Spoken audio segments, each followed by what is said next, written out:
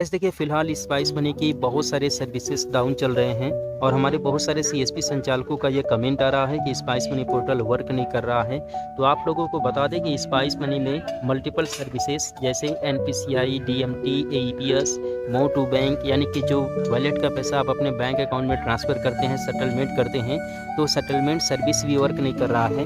और हमारे कई सारे सीएसपी संचालक यहाँ पर सेटलमेंट करके फंस भी चुके हैं, क्योंकि जैसे ही मोर टू बैंक किए हैं तो पैसा तो उनके वॉलेट से डिडक्ट हो गया, लेकिन हिस्ट्री में शो नहीं कर रहा है, ना ही बैंक अकाउंट में पैसा गया है अभी तक। ठीक है, इसके अलावा एईपीएस में जो है कि ट्रांजेक्शन करके साथ ही में कई सारे सीएसपी संचालक जो है कि एईपीएस ट्रांजेक्शन किए और बार बार सेम कस्टमर का एईपीएस ट्रांजेक्शन करने के बाद और सेम कस्टमर का मल्टीपल ट्रांजेक्शन करने की वजह से कस्टमर के अकाउंट से पैसा कट चुका है और यहाँ पर सीएसपी संचालक के वॉलेट में पैसा क्रेडिट ही नहीं हुआ है।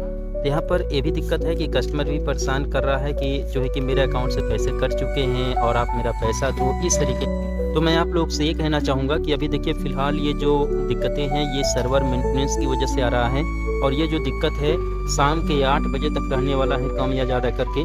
तो वैसे तो जो है कि 6 बजे तक धीरे धीरे ठीक हो जाना चाहिए, लेकिन अभी तक ये प्रॉब्लम कहीं ना कहीं हम लोगों को परेशान कर रहा है। ठीक है, तो इसका जो टाइमिंग है फ़िलहाल जो है कि 8 बजे तक दिया गया है। 8 बजे तक ऑफिशियल ग्रुप में मैसेज आया है कि 8 बजे तक ये दिक्कतें हो सकती हैं। साथ में ये भी निर्देश दिया गया है कि अगर किसी भी कस्टमर का आप एईपीएस ट्रांजेक्शन करते हैं तो आप लोग विशेष ध्यान दें कि उस कस्टमर का एक ही बार ही जो है कि ट्रांजेक्शन करें, यानी कि एईपीएस ट्रांजेक्शन करने के लिए सेम कस्टमर का बार बार फिंगर ना लगाएं। ऐसे में दिक्कत ये होगा कि वो कस्टमर के अकाउंट से पैसा कट जाएगा और आपके वॉलेट में क्रेडिट नहीं होगा और कस्टमर फिर आपको परेशान करेगा। ठीक है, क्योंकि फिर सर्वर डाउन कर रहा है। अगर एक बार सर्वर डाउन हो गया, सर्वर काम नहीं किया, तो आप लोग उस कस्टमर का बिल्कुल ट्राई ही ना करें तो ही बेहतर है आपके लिए भी और कस्टमर के लिए भी। ठीक, और रही बात इससे ठीक होने की जो है कि टाइमिंग, तो यहाँ पर टाइमिंग की अगर मैं बात करूँ तो रात में 8 बजे तक दिया गया है कि 8 बजे तक सबको ओके हो जाएगा।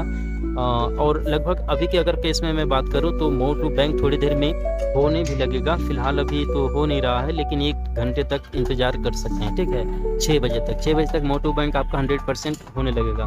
देखिए, एक ही बार सभी सीएसपी संचालकों के इस पोर्टल में काम नहीं करेगा, धीरे धीरे करके सभी सीएसपी संचालकों के पोर्टल में ये काम करने लगेगा। फिलहाल आप लोग को ये अपडेट देना ज़रूरी था, इसलिए मैं अभी फ़िलहाल घर पे नहीं हूँ, इसलिए मैं अपने रूम से वीडियो नहीं बना पाया। और मे भी आप लोग को साइड में बहुत सारे नोटिस आ रहे होंगे, तो इसे आप लोग क्योंकि इग्नोर कीजिएगा।